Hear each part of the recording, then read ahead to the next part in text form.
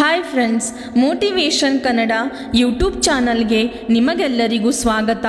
Friends, ಮಾನವನ ಜೀವನ ನಾಶವಾಗಲು ಹಲವು ಕಾರಣಗಳಿರಬಹುದು. ಆದರೆ ಕೆಲವು ಕಾರಣಗಳಿವೆ, ಅವು ಎಲ್ಲರಿಗೂ ಪ್ರಭಾವ ಬೀರುತ್ತವೆ. ಅದನ್ನು ತಿಳಿದುಕೊಳ್ಳೋಣ ಒಬ್ಬ ಸನ್ಯಾಸಿಯ ಕಾಮುಕ ಕಥೆಯಿಂದ. ಮನುಷ್ಯನನ್ನು ಹಾಳು ಮಾಡುವ ಮಾನವನ ತಪ್ಪುಗಳೇನು ಎಂದು ಇಂದು ನಾನು ನಿಮಗೆ ಹೇಳುತ್ತೇನೆ. ಆದರೆ ನಮ್ಮ ನಾಶಕ್ಕೆ ಕಾರಣಗಳನ್ನು ತಿಳಿದರೆ ನಮ್ಮ ಜೀವನವನ್ನು ಸರಿಪಡಿಸಿಕೊಳ್ಳಬಹುದು. ಬನ್ನಿ ಫ್ರೆಂಡ್ಸ್, ಇವುಗಳು ಯಾವುವು ಎಂದು ತಿಳಿಯೋಣ. ಒಂದು ದೂರದ ಹಿಮಾಲಯದ ಕಾಡಿನಲ್ಲಿ ಒಬ್ಬ ಸಾಧುವಿದ್ದ. ಅವರು ವೇದ ಪುರಾಣ ಶಾಸ್ತ್ರಗಳಲ್ಲಿ ಅಧ್ಯಯನ ಮಾಡಿ ಮಹಾನ್ ವಿದ್ವಾಂಸರಾಗಿದ್ದನು. ಅವರ ಕೀರ್ತಿಯು ಎಲ್ಲೆಡೆ ಹರಡಿಕೊಂಡಿತ್ತು ಮತ್ತು ಜನರ ಸಮಸ್ಯೆಗಳನ್ನು ಕೂಡ ಅವರು ಬಹಳ ಸರಳ ರೀತಿಯಲ್ಲಿ ಸಮಾಧಾನಗೊಳಿಸುತ್ತಿದ್ದರು. ಇಡೀ ರಾಜ್ಯದಲ್ಲಿಯೇ ಪ್ರಸಿದ್ಧ ಪಡೆದರು. ಆದರೆ ಅವರು ವಾಸಿಸುತ್ತಿದ್ದ ರಾಜ್ಯದ ರಾಜನು ಬಹಳ ಕ್ರೂರ ವ್ಯಕ್ತಿಯಾಗಿದ್ದನು. ರಾಜನು ತಪಸ್ವಿಯ ಬಗ್ಗೆ ಕೇಳಿದಾಗ ತಪಸ್ವಿಯನ್ನು ಭೇಟಿಯಾಗಲು ನಿರ್ಧರಿಸಿದನು ಮತ್ತು ಮರುದಿನ ತಪಸ್ವಿಯನ್ನು ಭೇಟಿಯಾಗಲು ತನ್ನ ಅರಮನೆಯಿಂದ ಹೊರಟರು ಮತ್ತು ಅಲ್ಲಿಗೆ ತಲುಪಿದರು. ಸನ್ಯಾಸಿಯ ಬಳಿಗೆ ತಲುಪಿದಾಗ ಅಪಾರ ಶಾಂತಿಯನ್ನು ಅನುಭವಿಸಿದರು. ಆ ಕ್ಷಣದಿಂದಲೇ ಅವನು ಒಳ್ಳೆಯ ಮಾರ್ಗವನ್ನು ಅನುಸರಿಸಲು ನಿರ್ಧರಿಸಿದನು. ಈ ಸಾಧು ಇಷ್ಟು ಚಿಕ್ಕ ಸಭೆಯಲ್ಲಿ ಇಷ್ಟು ನನ್ನನ್ನು ಬದಲಾಯಿಸಬಹುದೇ ಎಂದು ಯೋಚಿಸಲು ಪ್ರಾರಂಭಿಸಿದರು ಮತ್ತು ರಾಜರು ಸಾಧುವಿಗೆ ತನ್ನ ಅರಮನೆಗೆ ಬರುವಂತೆ ವಿನಂತಿಸಿದರು. ಸಾಧು ರಾಜರ ಮಾತಿಗೆ ಒಪ್ಪಲಾರದೆ ಅರಮನೆಗೆ ಹೋಗಲು ಸಿದ್ಧನಾದ. ಆದರೆ ರಾಜನಿಗೆ ಗೊತ್ತಿರಲಿಲ್ಲ ಮುಂದೆ ಎಂತಹ ದೊಡ್ಡ ಸಮಸ್ಯೆಯಾಗಬಹುದೆಂದು. ಸನ್ಯಾಸಿಯನ್ನು ಅರಮನೆಗೆ ಕರೆದುಕೊಂಡು ತಲುಪಿದರು. ನಂತರ ರಾಜನು ಋಷಿಗೆ ಮಹಾನ್ ಆತಿಥ್ಯವನ್ನು ತೋರಿಸಿದನು ಮತ್ತು ರಾಜನು ಋಷಿಗೆ ಸರಿಯಾದ ಕೋಣೆಯಲ್ಲಿ ಆಹಾರವನ್ನು ಬಡಿಸಿದನು. ಭೋಜನದ ಸಮಯದಲ್ಲಿ ಸನ್ಯಾಸಿ ರಾಜನಿಗೆ ಧನ್ಯವಾದ ಹೇಳಿದನು ಮತ್ತು ಹೊರಡಲು ರಾಜನಿಂದ ಅನುಮತಿ ಕೇಳಿದನು. ಇದನ್ನು ಕೇಳಿದ ರಾಜ, ನೀನು ಎಷ್ಟು ದಿನ ಬೇಕಾದರೂ ನಮ್ಮ ತೋಟದಲ್ಲಿ ಇರಬಹುದು ಎಂದು ಹೇಳಿದರು. ಹಾಗೂ ನಿಮಗೆ ಇಲ್ಲಿ ಯಾವುದೇ ರೀತಿಯ ಅನಾನುಕೂಲತೆ ಉಂಟಾಗುವುದಿಲ್ಲ ಮತ್ತು ನೀವು ಇಲ್ಲಿಯೇ ಇದ್ದರೆ ನಮ್ಮ ಜನರು ಒಳ್ಳೆಯದನ್ನು ಅನುಭವಿಸುತ್ತಾರೆ ಮತ್ತು ನಮಗೂ ಕೂಡ ಒಳ್ಳೆಯದಾಗುತ್ತದೆ. ಇದನ್ನು ಕೇಳಿದ ಋಷಿಯು ರಾಜನ ಪ್ರಸ್ತಾಪವನ್ನು ಒಪ್ಪಿಕೊಂಡನು.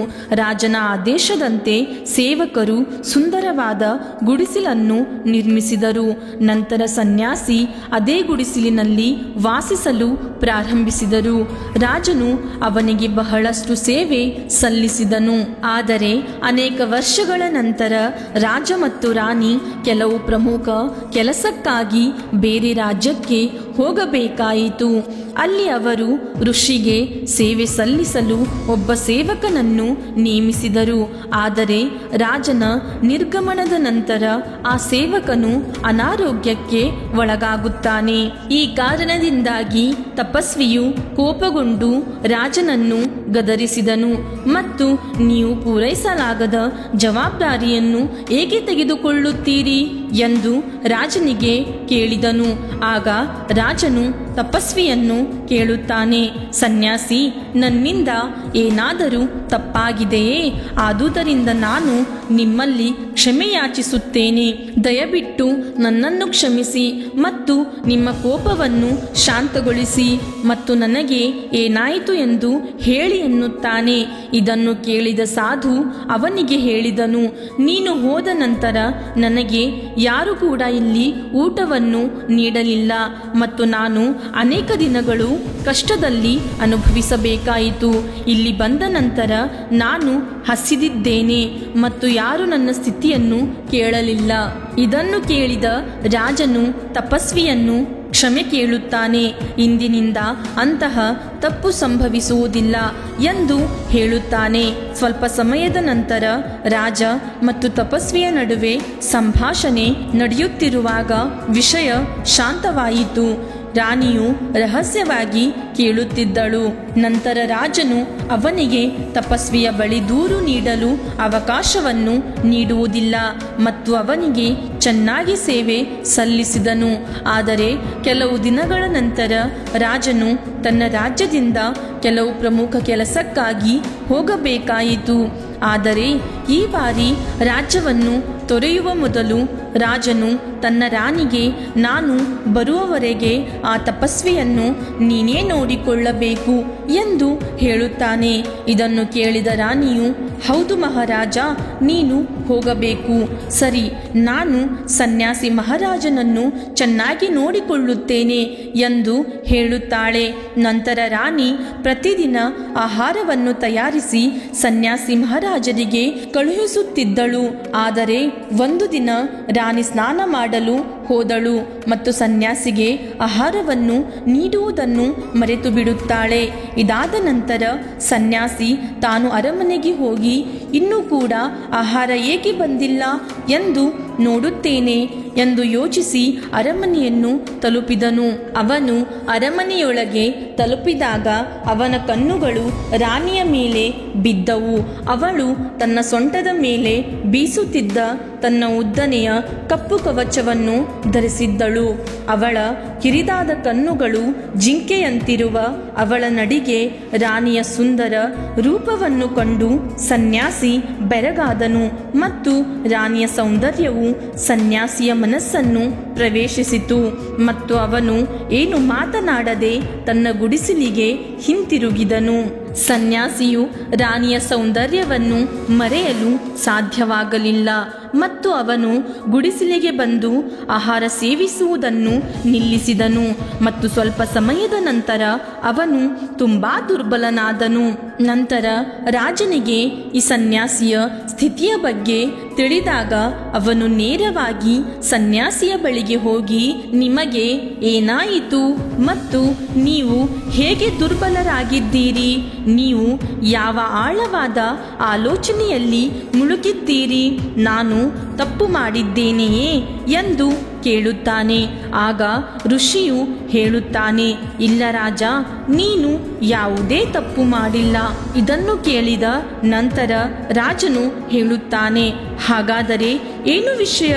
ದಯವಿಟ್ಟು ನನಗೆ ಹೇಳಿ, ನಾನು ಖಂಡಿತವಾಗಿಯೂ ನಿಮ್ಮ ಸಮಸ್ಯೆಯನ್ನು ಪರಿಹರಿಸುತ್ತೇನೆ ಎನ್ನುತ್ತಾನೆ. ಇದನ್ನು ಕೇಳಿದ ತಪಸ್ವಿಯು, ನಿಮ್ಮ ರಾಣಿಯ ಅದ್ಭುತ ಸೌಂದರ್ಯವನ್ನು ನೋಡಿದ ನಂತರ ನಾನು ಅವಳ ಸೌಂದರ್ಯದಿಂದ ಆಕರ್ಷಿತನಾಗಿದ್ದೇನೆ ಮತ್ತು ಈಗ ನಾನು ಅವಳಿಲ್ಲದೆ ಬದುಕಲು ಸಾಧ್ಯವಿಲ್ಲ ಎಂದು ರಾಜನಿಗೆ ಹೇಳುತ್ತಾನೆ. ಇದನ್ನು ಕೇಳಿದ ರಾಜನಿಗೆ ಆಶ್ಚರ್ಯವಾಯಿತು ಮತ್ತು ಸ್ವಲ್ಪ ಸಮಯ ಯೋಚಿಸಿದ ನಂತರ ರಾಜನು ಸನ್ಯಾಸಿಗೆ, ನಾನು ರಾಣಿಯನ್ನು ಕೊಡುತ್ತೇನೆ ಎಂದು ಹೇಳಿದನು. ಇದನ್ನು ಕೇಳಿದ ಸನ್ಯಾಸಿಗೆ ಬಹಳ ಸಂತೋಷವಾಯಿತು. ನಂತರ ರಾಜನು ಸನ್ಯಾಸಿಯನ್ನು ಅರಮನೆಗೆ ಕರೆದೊಯ್ದನು. ರಾಜ ಮತ್ತು ಸನ್ಯಾಸಿ ಅರಮನೆಯನ್ನು ತಲುಪಿದಾಗ ಆ ದಿನ ರಾಣಿಯು ತನ್ನ ಅತ್ಯಂತ ಸುಂದರವಾದ ಬಟ್ಟೆ ಮತ್ತು ಆಭರಣಗಳನ್ನು ಧರಿಸಿದ್ದಳು. ಆಗ ರಾಜನು ರಾಣಿಯ ಬಳಿಗೆ ಹೋದನು. ಈ ಋಷಿಗೆ ಸಹಾಯ ಮಾಡಬೇಕೆಂದು ರಾಜನು ರಾಣಿಗೆ ಹೇಳುತ್ತಾನೆ.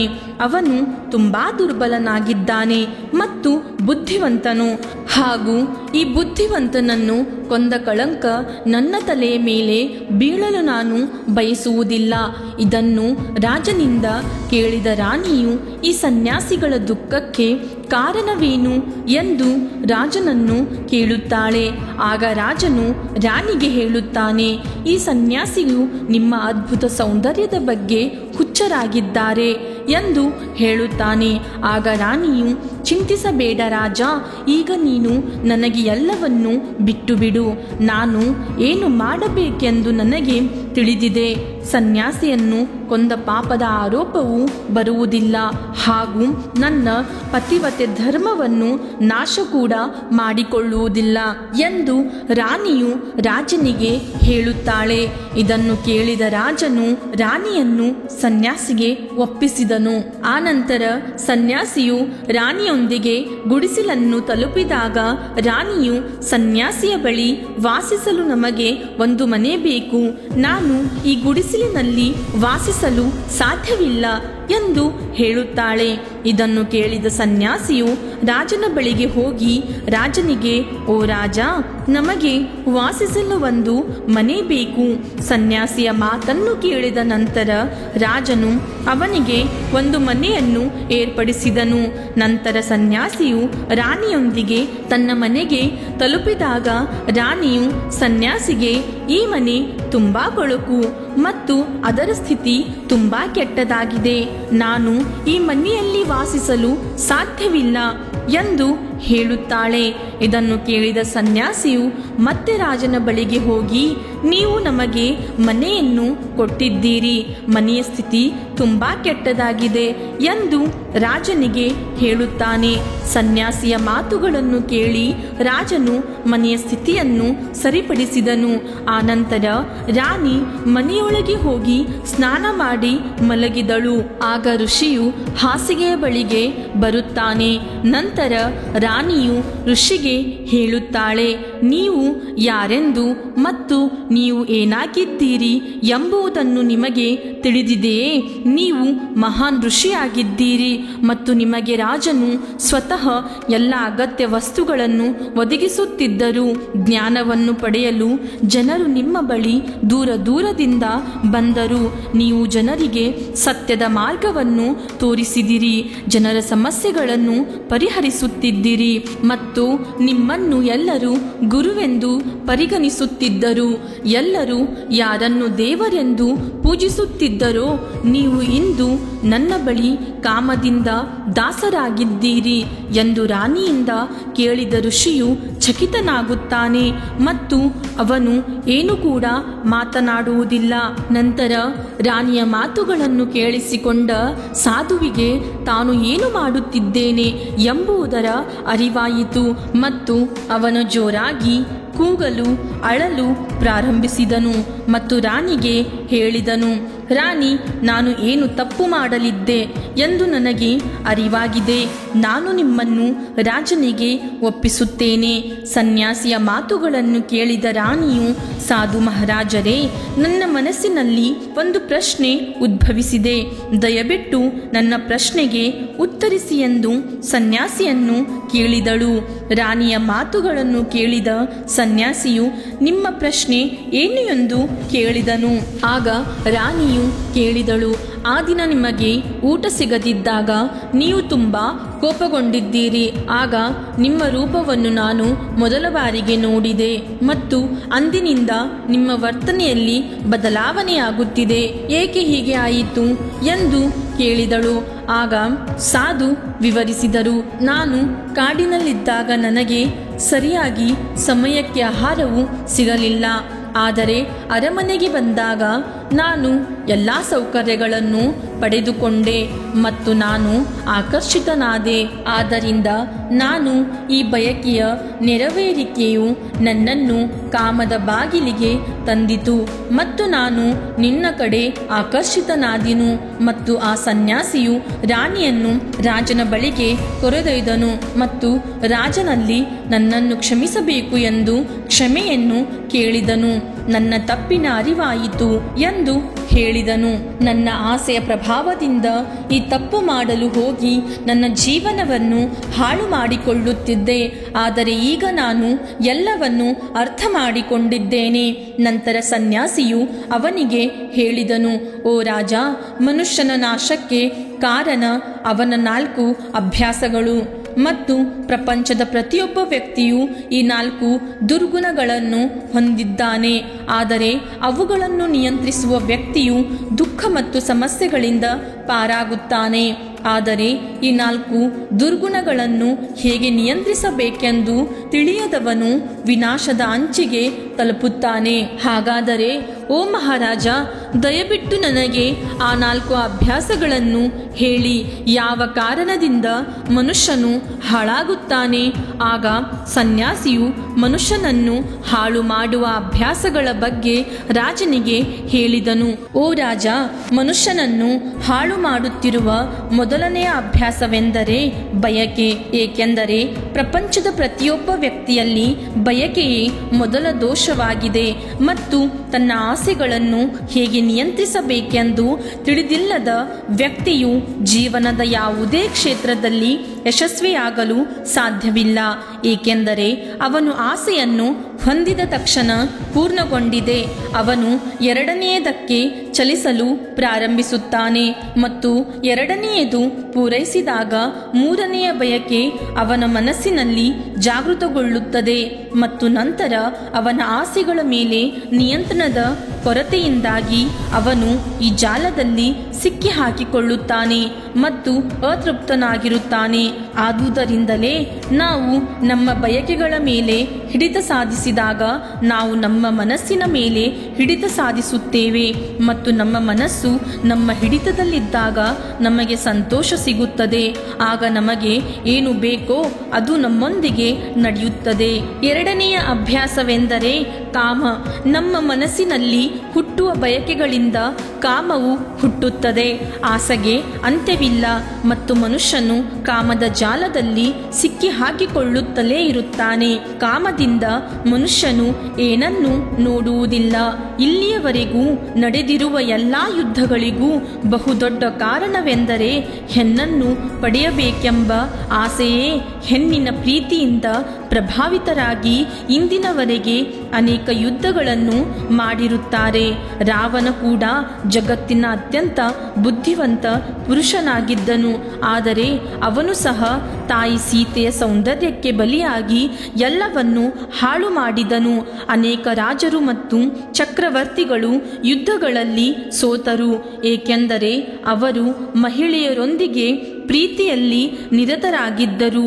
ದೇವರು ಈ ಜಗತ್ತನ್ನು ಶ್ರೀಮಂತಗೊಳಿಸಲು ಮಹಿಳೆಯನ್ನು ಸೃಷ್ಟಿಸಿದ್ದಾನೆ.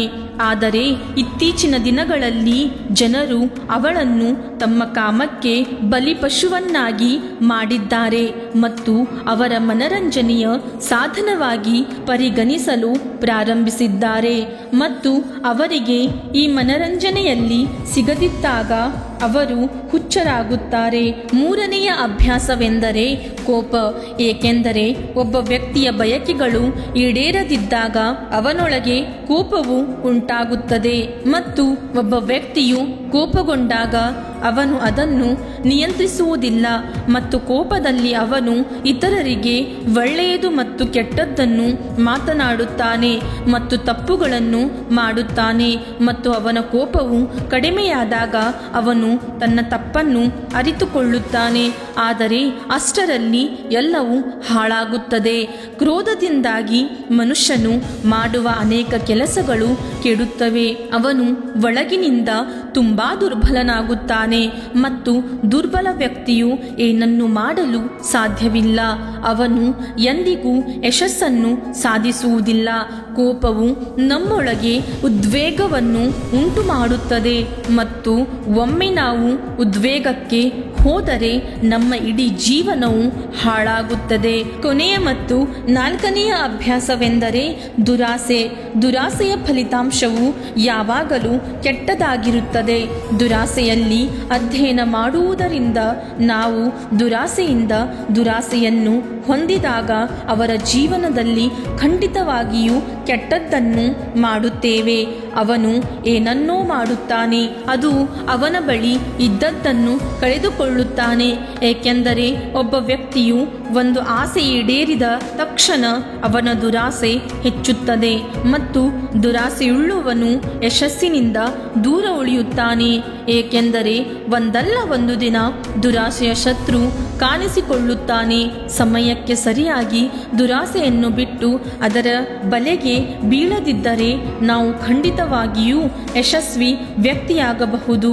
ನಂತರ ಅಂತಿಮವಾಗಿ ಸನ್ಯಾಸಿ ರಾಜನಿಗೆ ಹೇಳುತ್ತಾನೆ, ಓ ರಾಜ, ಒಬ್ಬ ವ್ಯಕ್ತಿಯು ಈ ಎಲ್ಲ 4 ಅಭ್ಯಾಸಗಳನ್ನು ತ್ಯಜಿಸಿದರೆ ಅವನು ಜೀವನದಲ್ಲಿ ಯಶಸ್ವಿಯಾಗುವುದನ್ನು ಯಾರು ಕೂಡ ತಡೆಯಲು ಸಾಧ್ಯವಿಲ್ಲ. ಈ ಅಭ್ಯಾಸಗಳನ್ನು ಬಿಡದವನು ಜೀವನದಲ್ಲಿ ಹಾಳಾಗುವುದನ್ನು ತಡೆಯಲು ಯಾರಿಂದಲೂ ಸಾಧ್ಯವಿಲ್ಲ. ಸನ್ಯಾಸಿಯಾಗಿದ್ದ ನಾನು ಅದರ ಬಲೆಯಲ್ಲಿ ಸಿಕ್ಕಿಬಿದ್ದಿದ್ದೇನೆ. ಆದ್ದರಿಂದ ಒಬ್ಬ ಸಾಮಾನ್ಯ ಮನುಷ್ಯನು ಅದರಿಂದ ತಪ್ಪಿಸಿಕೊಳ್ಳಲು ಸಾಧ್ಯವಿಲ್ಲ. ಅದಕ್ಕಾಗಿಯೇ ಓ ರಾಜ, ಮಾನವರು ಯಾವಾಗಲೂ ಈ ಅಭ್ಯಾಸಗಳಿಂದ ರಕ್ಷಿಸಲ್ಪಡಬೇಕು. ಹಾಯ್ ಫ್ರೆಂಡ್ಸ್, ಇಲ್ಲಿಯ ತನಕ ಈ ಎಲ್ಲ ಕಥೆಯನ್ನು ಕೇಳಿದ್ದೀರಾ? ಹಾಗಾದರೆ ನಿಮಗೊಂದು ಸಣ್ಣ ರಿಕ್ವೆಸ್ಟ್. ಇಷ್ಟು ದಿನ ಜಾಲತಾಣಗಳಲ್ಲಿ ಕೇಳಿದ ಅತಿ ಹೆಚ್ಚು ಧ್ವನಿಗಳಲ್ಲಿ ಈ ಧ್ವನಿಯು ಒಂದಾಗಿದೆ. ನಮ್ಮ ಚಾನಲನ್ನು ಸಬ್ಸ್ಕ್ರೈಬ್ ಮಾಡಿ ಮತ್ತು ಲೈಕ್ ಮಾಡಿ ಮತ್ತು ಕಥೆಯು ಇಷ್ಟವಾದರೆ ಕಮೆಂಟ್ಸ್ ಮಾಡಿ. ಮುಂದೆ ಭೇಟಿಯಾಗೋಣ ಒಂದು ಒಳ್ಳೆಯ ಕಥೆಯ ಮೂಲಕ. ಧನ್ಯವಾದಗಳು.